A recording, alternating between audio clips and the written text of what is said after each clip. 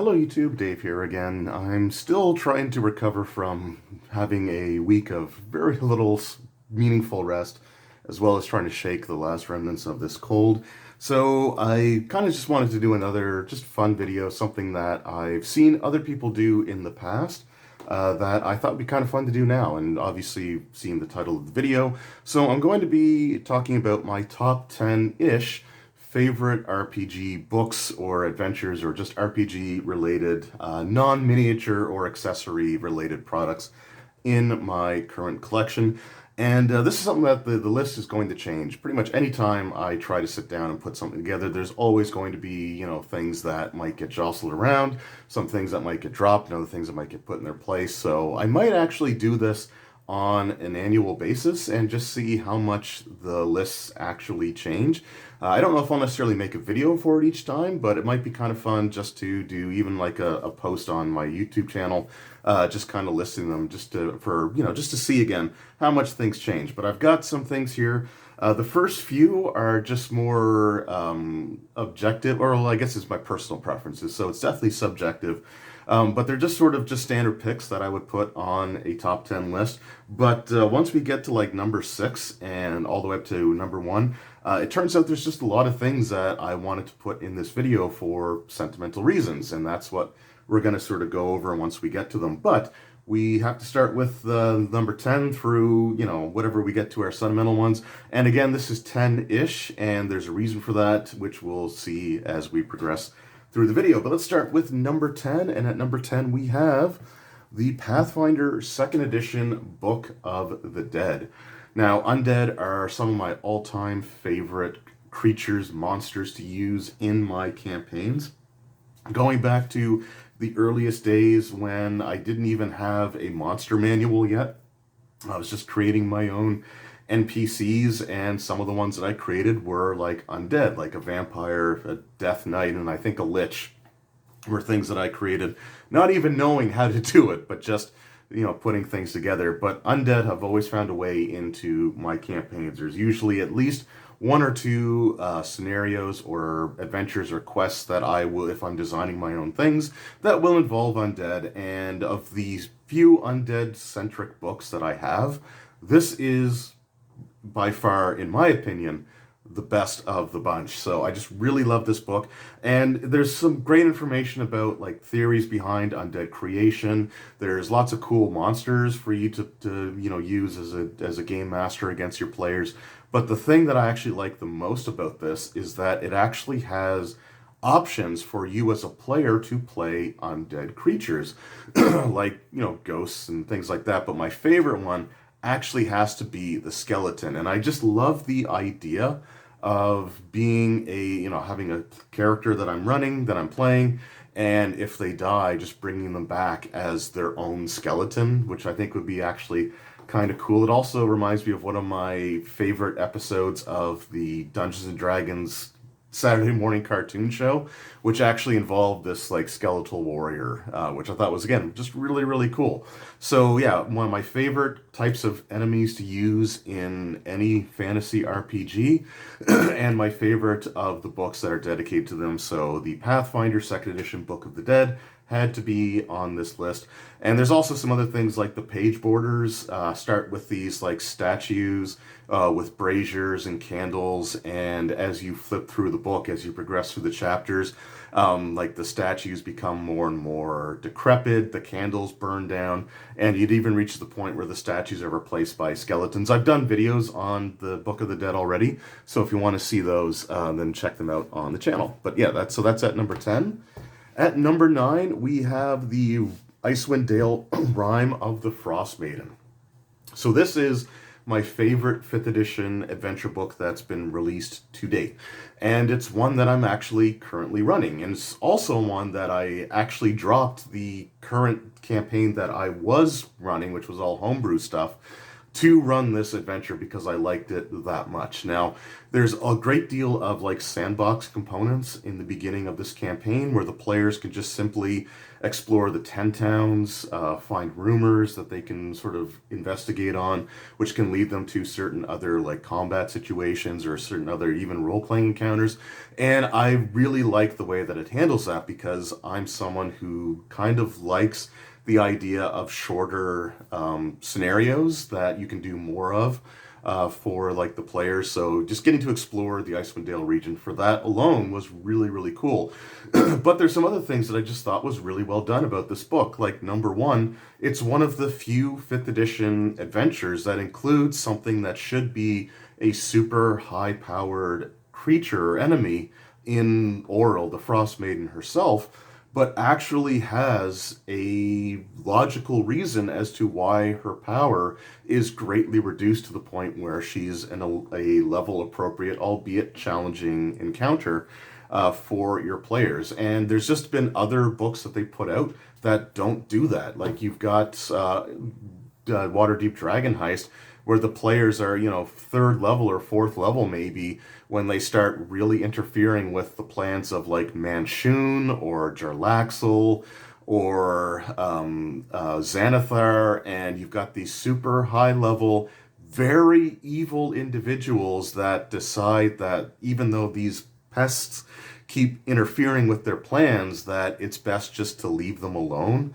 And like if they encounter them, they might just knock them out and throw them into the streets or stuff like that. It was kind of infuriating. So the fact that they actually took some time to actually explain why a high level creature, something that should be beyond the player's ability, is weakened to the point where they are, I appreciate that. But furthermore, this is just a really good horror adventure. And it's not something I was necessarily expecting it to be like a really solid horror title, but it actually is. There's some really cool references to some of my favorite horror related things.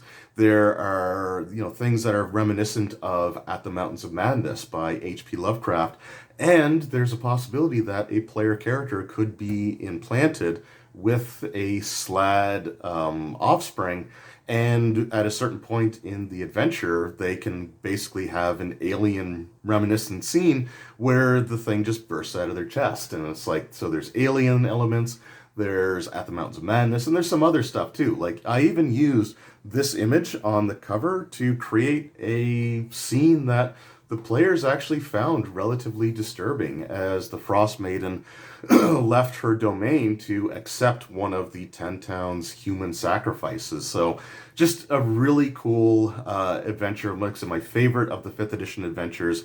And and it's one that I'm currently running, and I dropped everything to run, so I just felt like it had to be on this video. So that comes in at number 9. At number 8, we have the Alien role-playing game, and I wasn't quite sure what aspect of the RPG I wanted to put on this list. There's the core rulebook, obviously, there's the starter set, and then there's Destroyer of Worlds. I decided to go with Destroyer of Worlds for a couple of reasons. Number one, the role-playing, the core rulebook is a core rulebook, and I do have a few of those spoilers on this list, so I kind of wanted to avoid having too many of those. And the starter set is fantastic, but the adventure is great, but it's more a blend of like Alien Covenant and the original Alien, taking the few interesting ideas from Covenant. But this Destroyer World set is essentially Aliens as a role-playing scenario, although there's a lot of differences so that you're not going to see everything coming, but you get to play as badass space marines going up against the classic xenomorph, whereas the other adventures, like the Heart of Darkness that just recently came out, and the starter set focus on creatures from the prequel movies. This is just your classic, going on a bug hunt. Well, not exactly, but a really cool adventure, and the Alien role-playing game is quickly becoming one of my favorite systems. It's not great for like long-term storytelling, but for short-term games, if you have a group of players that are, fans of the source material and they're willing to play along and buy into the world, it's a fantastic time, and I've been loving every minute of the Alien game that I'm running, but this adventure in particular is the one that I'm looking the most forward to running. So that's why I chose to put that one on the list. So those were the things that I put on there just because I absolutely love them. But everything else on this list is actually going to have some sort of strong sentimental attachment. There's going to be a reason beyond just what I think of the book itself. And I don't know, maybe that's not the right thing to do for this type of video, but it's my video, so that's what I'm going to go with. And yeah, again, I can always do more of these in the future and have different criteria for them. But the first one that we have here, so we've got number, what was that, 10, 9, 8. So at number 7, we have the Pathfinder 2nd Edition Playtest Rulebook. Now, this is what opened the gateway for me to really get into the Pathfinder world. The world of Golarion, the Pathfinder RPGs, getting 2nd Edition Pathfinder, obviously, and even going back and collecting some 1st Edition Pathfinder. And I owe it to getting this playtest booklet. It just really got me interested in the fantasy RPG that Paizo has been creating. And beyond just that, I love the idea of creating a collector's item out of your playtest material, creating an actual physical item that you can have, that can be on your shelf. And it's one of the biggest reasons why I don't get involved in other playtests like the current D&D 1 playtest that they're doing, is because PDFs really bother my eyes. I don't want to spend tons of money on ink to print off the pages myself, and I just don't want a whole bunch of like loose papers and stuff like that around. I would really wish that they would just do something like this and put the book together. Have it be something that you got to pre-order and just print to demand. That's fine, or even make it print on demand. But it was just really cool to have this physical playtest booklet. But beyond that, doing videos on the 2nd Edition Pathfinder playtest is what opened the door for me to have a working relationship with the great people over at Paizo. It was a video on the playtest that, did well enough that they decided that, hey, maybe if we send this, if you send him stuff, that he can help promote some of our products and raise awareness about it. And to this day, like, I actually have a stack of stuff just off camera that I still need to do like a showcase on just to show you what's there. So it's been really great. I've really enjoyed, having contact with some of the individuals within Paizo that I do. They're a fantastic company. They're really supportive of the channel, which I really do appreciate. And I owe all of that to this book. So it had to be on the list, and it is at number 7. Number 6 on the list is directly connected to number 7, which is the Starfinder Armory book. So Starfinder was the first actual Paizo system that I got into, though I would say that I really became hooked on them as a company with the 2nd Edition Pathfinder playtest, but this is the first thing that they sent to me for the purposes of making a review video.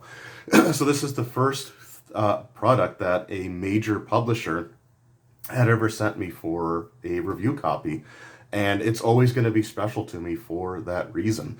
And the book itself is still really good. Like, it's one that I highly recommend if you are going to be running or playing in a Starfinder campaign. It's just more equipment, which is great, but the sentimental value of it being the first ever major product sent to me by a big time publisher, that really does mean a lot to me. So this is always something that's going to have a huge sentimental value. And that's why I decided to put it on the list, and I decided to put it after the Pathfinder playtest rulebook, only because it would kind of spoil the fact that I wanted to put the Pathfinder playtest booklet in this video as well. So that is at number 6. Coming in at number 5, we have the Shackled City Adventure Path hardcover compilation book. Now, this is a great campaign. I really enjoyed it. I thought it was well done.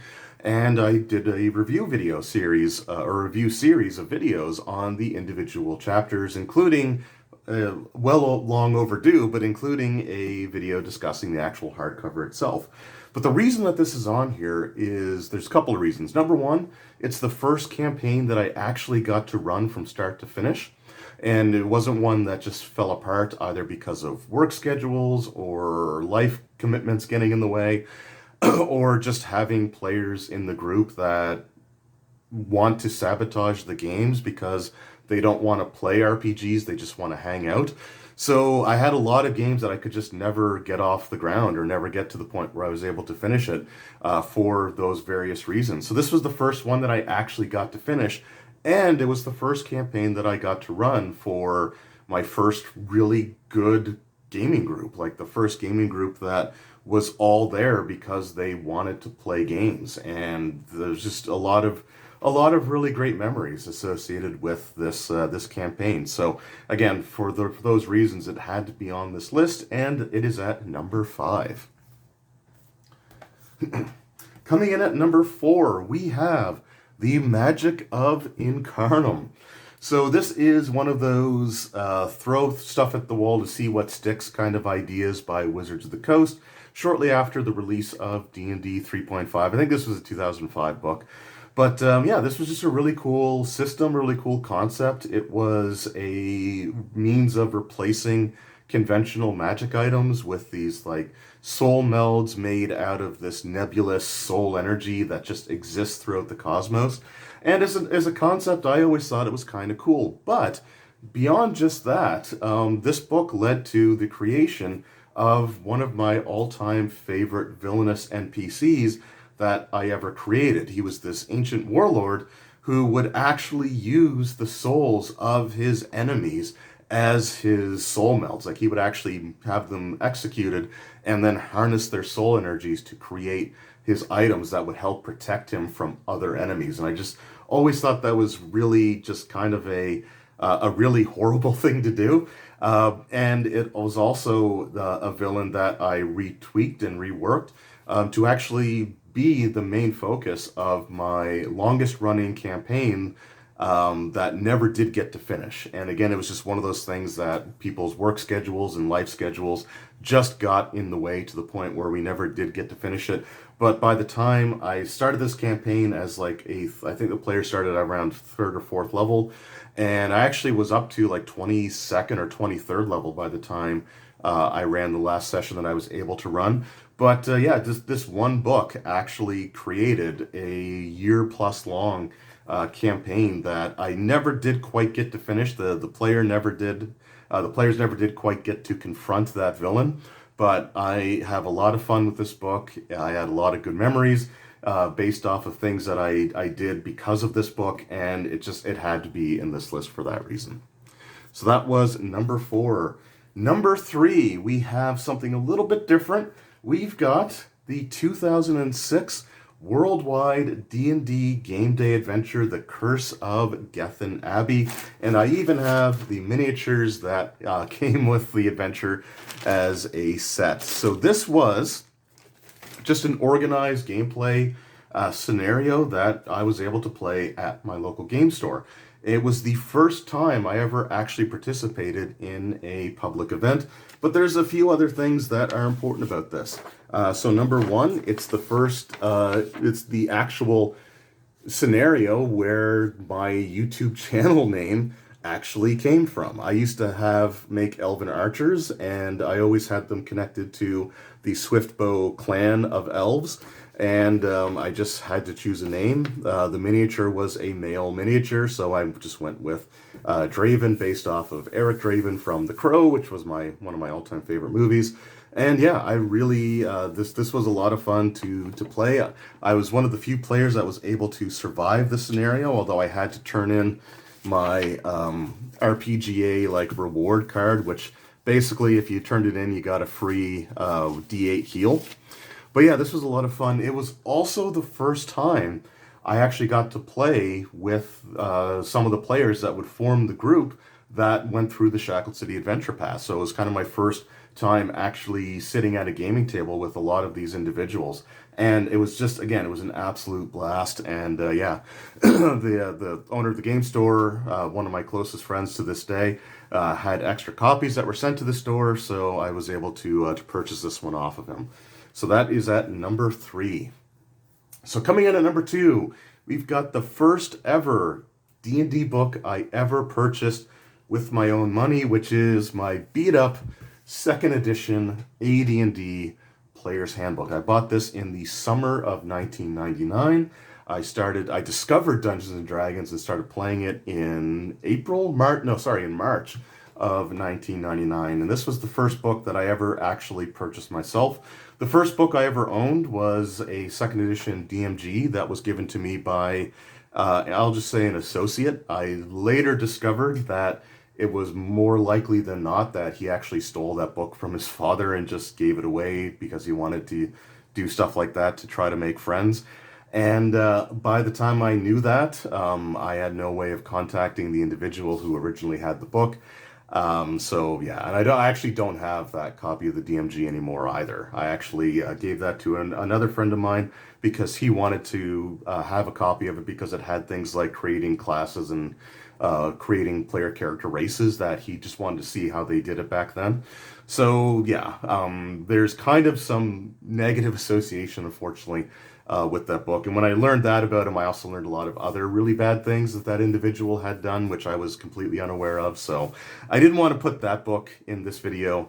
Plus, I don't have it. But this was the first book that I ever owned. It got pretty wrecked by letting other people sort of use it. So my absolutely obsessive way of handling books nowadays is also connected to this. So it's important for a couple of different reasons. It's what got me into RPGs. It's the first RPG book I ever purchased for myself. And it's what led to decades of being very, very concerned about the way that people handle their books. But yeah, so it had to be on this list, and I'm putting it at number 2. All right, so coming in at number 1, we are breaking the top 10 rules. This is not going to be just one thing. It's not even going to be like one thing or 2 or 3 things. There are 5 items that I'm putting in at number 1. And I'm putting them all at number 1 for the exact same reason. And these are all items that if for whatever reason I had to get rid of everything in my RPG collection, these are the 5 things that I absolutely refuse to part with. These are things that will be in my collection until the day I die.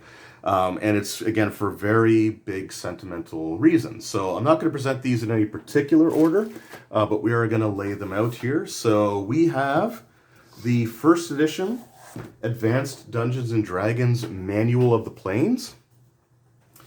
We have the D&D Rule Cyclopedia.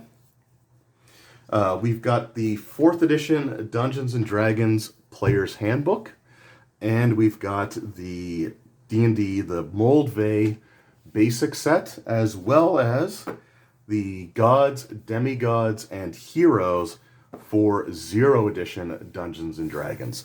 So all 5 of these things were gifted to me, either by viewers of the channel, in the case of the Gods and Demigods, as well as Manual of the Planes and Rule Cyclopedia. It was given to me by, so the basic set here was given to me by Roll Stats, someone I consider to be a very dear friend at this point in time. He's in all of my online gaming groups. And my 4th edition Player's Handbook, which is the only time a role-playing book has ever been given to me as a gift from a family member. So these are things that are just all very cherished parts of my collection. It means the world to me that people would be willing to send or gift these things to me. And in the case of like pretty much all of these, they were things that were holy grail items, or things that I never thought I'd be able to find on my own. And in a lot of cases, these concluded some RPG collections. The Manual of the Planes was the last 1st edition hardcover book that I needed. And someone said, you know, I've got extras, and like I don't need all of them, so they offered to send. I wanted to be very sure that they were okay with that, and they were. So again, it meant a lot to me. The person that sent me this book in particular also started a Facebook group, a support group for individuals struggling with depression that used RPGs as a coping mechanism. And that was partially inspired by a video that I did discussing my past with depression and how, you know, tabletop RPGs, Dungeons and Dragons in particular, was there to give me something to look forward to, a reason to get to Sunday during some really bad times in my life. So again, this means everything to me. Like the book itself is fine, like whatever, but the story behind it, it just means again the world to me. The Rule Cyclopedia was a holy grail item that I never thought I would own an original copy of. I had a print on demand copy, which I went through hell trying to actually get after ordering it print on demand. And somebody reached out to me. It's like, hey, I have this extra copy, and it's like, well, this is a really expensive book. Like, you could sell it and make a lot of money. And they said they would rather send it to someone who would appreciate it. And the best part is that this was the price that he ended up paying for it. Was $2 when this thing can regularly be priced at hundreds of dollars online. And again, the basic set sent to me by Roll Stats.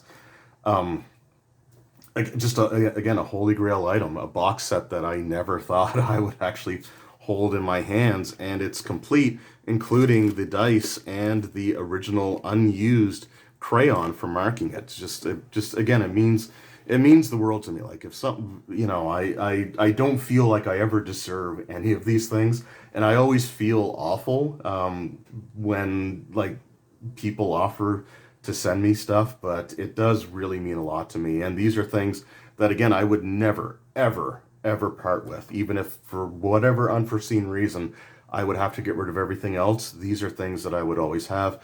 And finally, the fourth edition Player's Handbook was a gift from my mother.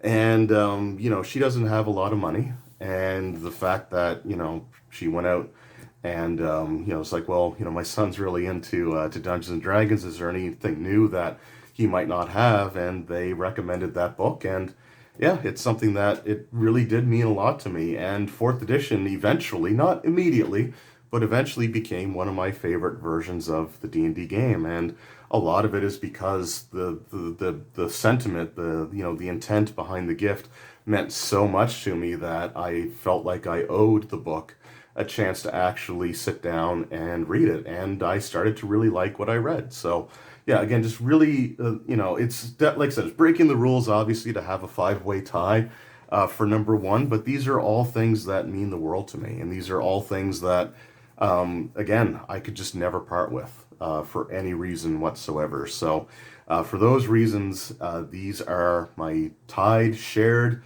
collected spot for number one. So let me know what your top 10 RPG books, adventures, modules, what have you, what your top 10 favorite role-playing products are of all time. And yeah, I might do some other videos along this line. I might do edition or campaign or game type specific lists for in the future. Like, I could do a top 10 3.5 books in my opinion, or top 10 4th edition, even like top 10 5e first edition, or just like other RPGs, whatever. Let me know in the comments below. But anyway, I thought this would be kind of a fun thing to do, a fun little exercise. And yeah, I might try this again in a year and see how much things change. I don't think this will never change. But some of the other entries might. Anyway, thank you guys very much for watching. I hope you enjoyed, and I will see you all next time. Until then, take care.